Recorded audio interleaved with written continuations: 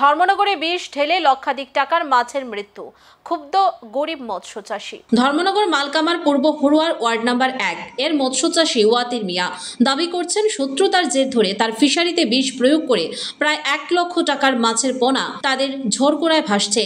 ওয়াতির মিয়া জানান, পুকুরে জল কমে যাওয়ায় তিনি মাছের পোনা ফিশারিতে নিয়ে আসেন। পাশের খামে হাঁস পালনকারীর সঙ্গে মাছের পোনাকেও তিনি বিরোধে চলছিল। এই বিরোধ সদর পর্যন্ত গিয়ে গ্রামীণ বিচার প্রক্রিয়ায় গড়ায়। অভিযোগ, একই রাতে বিষ মিশিয়ে ওই ফিশারির সমস্ত পোনা মাছ মারা যায়। তিনি বলেন, আমার দিনরাত্রি শ্রমের মূল এক রাতেই শেষ হয়ে গেল। স্থানীয়রা জানিয়েছেন বিষয়টি মৎস্য দপ্তর ও পুলিশ তদন্ত শুরু করে দেখছে।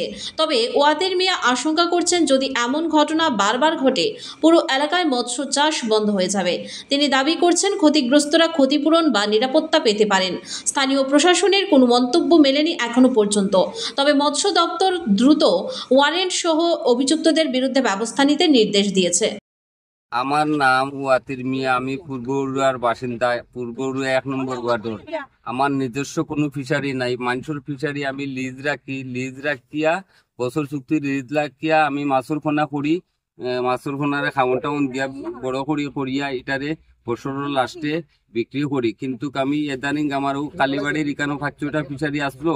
5-6টা ফিশারির মাছ বৈশাখ মাসের ভিতরে ছাড়ি দিতে লাগে মালিকের লগে আমার কথা করা, বৈশাখের ভিতরে আমি ছাড়ি দিতাম। কিন্তু বৈশাখের ভিতরে বৃষ্টি দেন না দেখিয়া আমি ছাড়তাম পারছি না। বৃষ্টি দেন না দেখিয়া ছাড়তাম পারছি না। আমি জ্যৈষ্ঠ মাসের ভিতরে ফিশারি কিন্তু হিসিয়া শক্তি দোলা করি আনিয়া এখানে এক জায়গার মধ্যে একটা ফিশারির মধ্যে শক্তি দোলা করছি। কিন্তু এখানে দোলা করছি যে এখানে যে ফিশারিটা টানছি এই ফিশারিটার পারও এখানে আছে 2-3টা বাড়ি। 2-3টা বাড়ির মধ্যে তারা আঁশ ফালন খুব বেতালা। আঁশ ফালা অবস্থায় 2টা বছর ধরে আমি আস্তা গ্রামের মানুষে জানেন 2টা বছর ধরে আমি আঁশ দেখাইয়া দেই তেরবার আইন এরকম 2টা বছর আমার খুব সাতাইছুন।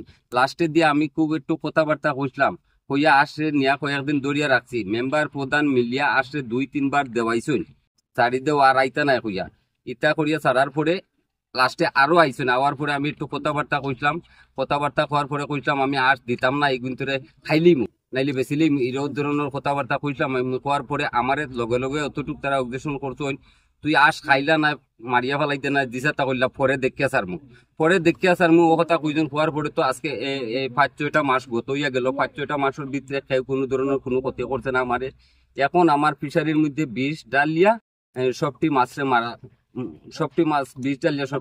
মারছুন। মারার পরে আমি ধর্মনগর পিএসও গেছি, যাওয়ার পরে পিএস আইসুন, আইয়া তারা তদন্ত করিয়া মাছ মরছুন যে সব কিছু দেখছুন, দেখতে ওকে গেছুন। আর এখন আমি আবার কইয়া দিছুন আমি শনিচরা পিএসও যাইতাম, গিয়ে একটা লিখিত কাগজ দিতাম। আর ধর্মনগর পিএসও আমি লিখিত কাগজ দিতাম। শনিচরা না চুরাইবাড়ি পিএসও যাইতাম, কইয়া গেছুন। তে আমি যাইতাম পারছি না। এখন তো ফিশারির মধ্যে কেমন টাকার মাছ আছে ফিশারির মধ্যে আমার 7-8টা ফিশারি এশিয়া নিয়ে এক জায়গায় দোলা করছি, অন্তত 3 থেকে 3.5 লাখ টাকার মাছ আমার আসলা। ও মাছ কিনতারে বিষ ডালিয়া মারছুন, মানে আমার কুচ্ছু নাই। আমি পরের জায়গা বর্তমানে আছি। ও মাছ কিন্তু জমাইয়ে রাখছিলাম, খুব কষ্ট করিয়া মাছগুন বিক্রি করমু করিয়া টাকা তুলে বার করমু। অনেক কিছু জায়গাও মাছ কথা হয়েছিল, কেন আমি জায়গার টাকাটাও দিমু, কিন্তু মাছ কিন্তু মারি লিছুন। এখন আমার এটাই আমি চাই, আপনারা আইনের গেছে, আপনারা গ্রামবাসীর গেছে, আপনারা জনসাধারণ যা আছেন সবর গেছে আমার উচিত বিচার খান হইতো, আমি আমার উচিত মাছের মূল্যটা পাইতাম, আপনারা দেখিয়া দিতা।